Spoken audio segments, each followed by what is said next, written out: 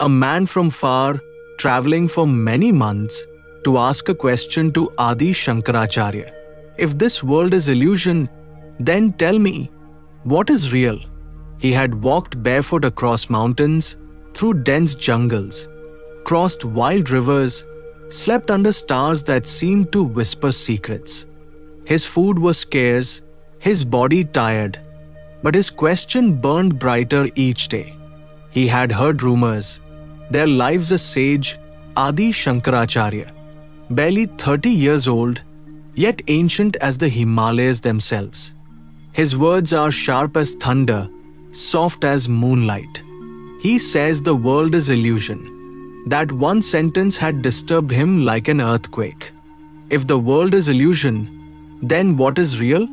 When he finally reached Shankaracharya, the sage was sitting silently on the river bank. The sun was setting, painting the sky with fire and silence, and the river flowed like a hymn. The traveler bowed, but Shankaracharya did not speak. He simply looked, not at the man's face, not at his clothes, not at his exhaustion, but at him, straight into the core. That very gaze was enough. Words almost died inside the traveler.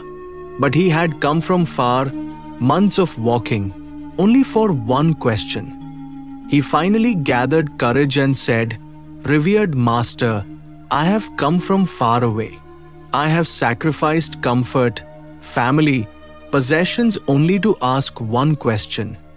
If this world is illusion, then tell me, what is real?" Shankaracharya smiled. Not a smile of knowledge, not arrogance, but a smile of someone who has seen the joke of existence. He said, "Sit, and before asking me what is real, show me what is illusion." The man was puzzled. He thought the master would at once explain great scriptures, quotes, logic, philosophy. But Shankaracharya's words were simple. "First, show me the illusion." The traveler said, "Everything. The trees, people, the river, this body, emotions, everything is illusion." Shankaracharya laughed and said, "Beautiful. Then why did you travel so far? Why did you walk all those months? Was the pain in your feet real or illusion? The hunger you felt, was it real? When you hoped that I might have the answer, was that hope real or illusion?" The traveler was silent. The master said, "Do not repeat words you have heard. Do not carry borrowed wisdom. If everything is illusion, then why does illusion hurt? Why does illusion make you cry, love, fight, pray, seek? Why does illusion drive you thousands of miles searching for truth?" Then Shankaracharya lifted a stone from the river and without warning smashed it on the traveler's foot. The man screamed in pain. Shankaracharya said, "If pain is illusion, why did you scream?" The traveler, still holding his foot, said, Because it hurts." Shankaracharya said, "Very good. Pain is not illusion. Suffering is not illusion. The world is not illusion. Your interpretation of it is the illusion." He continued, "The world is not illusion. The world as you perceive it is illusion. You don't see what is.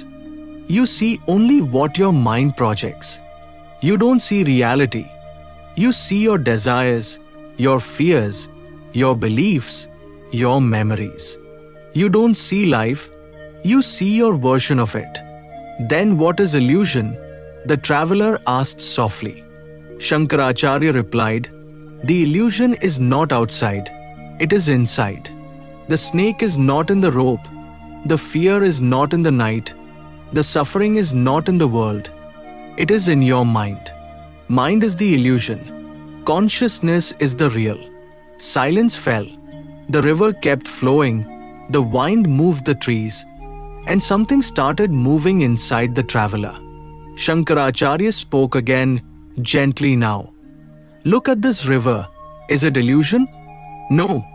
It flows. It quenches thirst. It reflects the moon.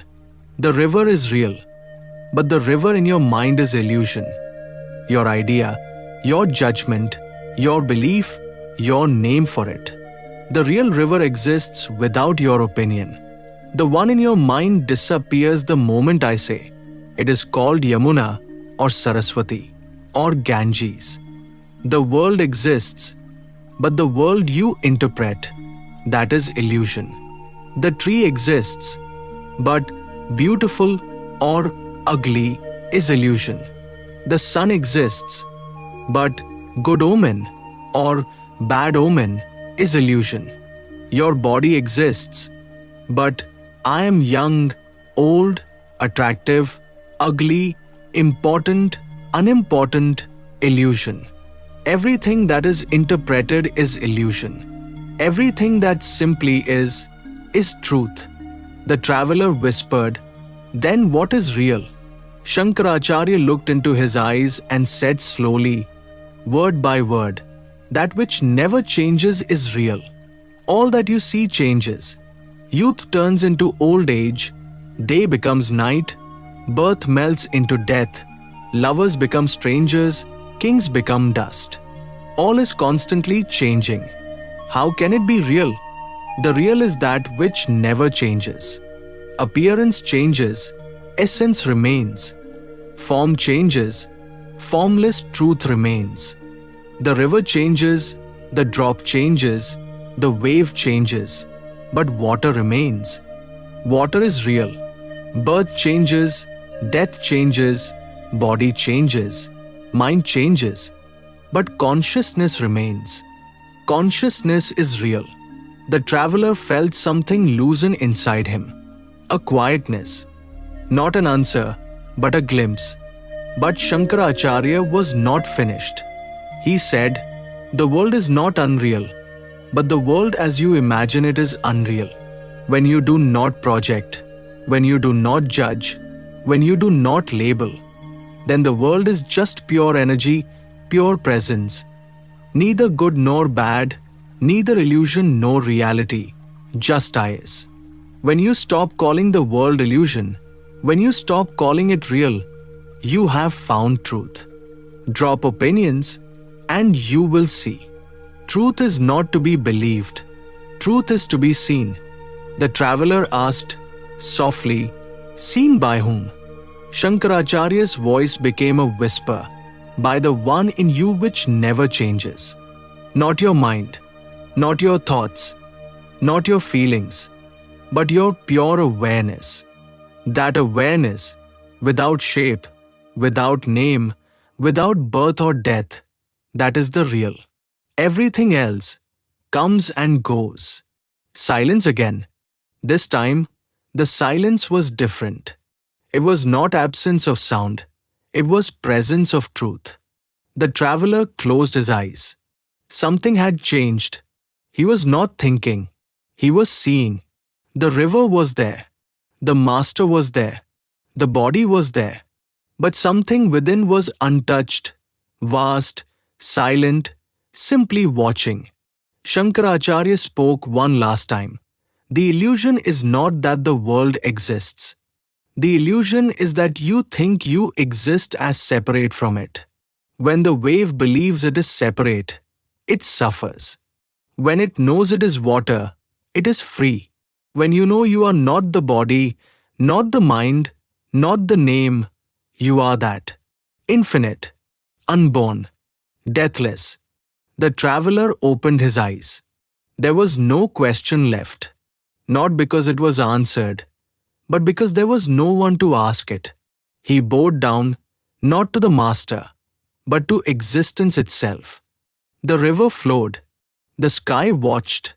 The illusion of separation had disappeared. And what remained was real.